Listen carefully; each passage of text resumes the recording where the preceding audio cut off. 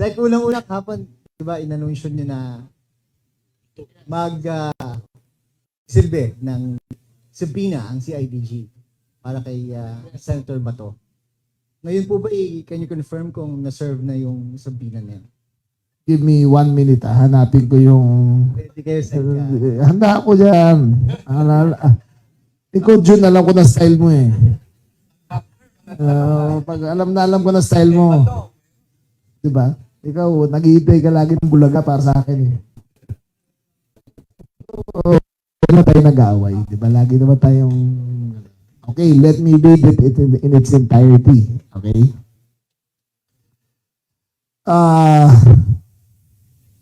Regarding investigation of the facts and circumstances surrounding the alleged EJ case in Davao region, based on the House of Representatives Quad Committee hearings and the revelations made in public interviews by SO3 Arturo Castañas.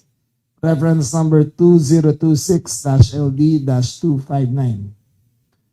Subpoena Duces Tecum. Honorable Ronald Bato Marapon de la Rosa, Senator. Room 516 and 11 in the GSIS Building Financial Center. Block 27, Lot 6, Monterrey Subdivision, Barangay Magon, Davao City, Davao del Sur, and or Barangay Bato, Santa Cruz, Davao del Sur. Meetings. By virtue of the authority vested in me by Republic Act number 10973, you are hereby directed to appear on May 14, 2028 at 10 a.m. before Police Lieutenant Colonel Jerome J. Barganton, Officer in Charge, Major Crimes Investigation and Criminal Investigation and Detection Group, located at Camp Rafael Crame, Quezon City, and then therefore clarify matters, execute a sworn affidavit, submit documents and or other relevant information in connection with the subject investigation being conducted by this group. Failure to comply without adequate cause or valid justification shall be ground in the filing of our case for indirect contempt of court against you under Rule 71, Revised Rules of Court in relation to Section 1 of RA 10973. Ordered, signed by Robert A. Morico, Police Major General Director, CIDG. So yan po ay nasilbi na. Yes, it has been served in his office and his residence. Sir, nakalagay kasi doon na kung hindi siya magpapakita, meron provision doon na indirect contempt? Yes, direct contempt. Okay. Pero si Senator Bato po is sa Senado nga po hindi nagpapakita eh. Ano pa kaya sa CID? Well, sa Senado naman is an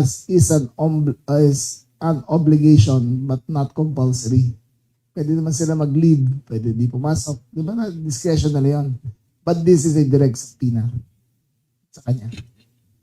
Sa publiko pong nagtatanong, ano po bang gusto nyong ma-achieve? Sorry? Okay lang, okay lang.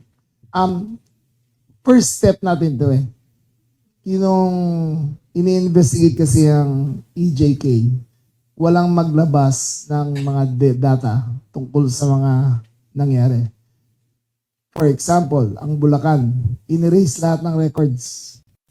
In-erase lahat yan. Metro Manila, marami mga substation, yung mga cause of death, in-erase nila. Diba? So, this is the first step in determining kung bakit gano'n na nangyari nung panahon na yun. Again, wala pong kinalaman sa ICC. Ito. Walang kinalaman sa ICC. Okay, but let me clarify. Okay? Walang kinalaman sa ICC. Pero kung dumating ang ICC warrant, then we will act on it. Okay, but this has nothing to do with the ICC warrant. At as we speak, wala pong secret or public warrant. Kasi may nagsasabi na iba yun, iba ito. Again, kung dumating, we will enforce. But as far as we are concerned, wala ba kaming nahigit ng clear copy and official copy of the warrant. So for me, it does not stand as official hanggang makuha namin. Thank you, sir.